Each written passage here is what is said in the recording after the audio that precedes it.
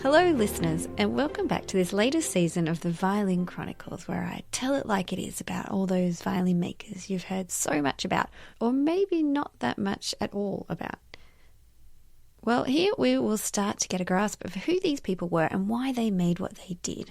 De Salo, Amati, Guarneri, Stradivari, Ruggieri, the list goes on. My name is Linda Lespe, and I am a violin maker and restorer in Sydney with my husband Antoine. We are both graduates of the French Violin Making School, and we have had the immense privilege of seeing many instruments of the makers I talk about in these podcasts come through our workshop over the years. And now, 26 episodes in, we have made it to the Guarneris. It's amazing, really, how much happens even before this family comes on the scene. And like the Amati family, there are so many opportunities to get the Guarneri mixed up. Because also like the Amatis, there are 5 of these guys. Maybe 6, but we'll get to that later. Now, if you don't know the name Guarneri, you will now.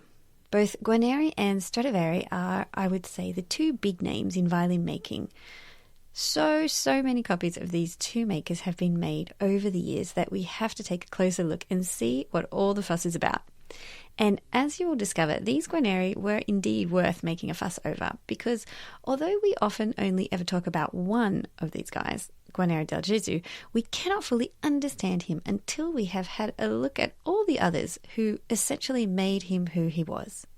So join me as I retrace the rise and fall of the mighty Guarneri. Here, I would like to say a big thank you to Patreons Jonah and Jimmy, and to take this opportunity to say that I'm doing something new for the amazing Patreon members who are supporting the podcast. Yes, it actually costs money and time to make these shows, and even though I do love all my listeners, thanks for listening guys, it's the Patreons who are holding the walls up for me. So these next few episodes on Andrea Guarneri are for you, and there's actually quite a lot to say about him.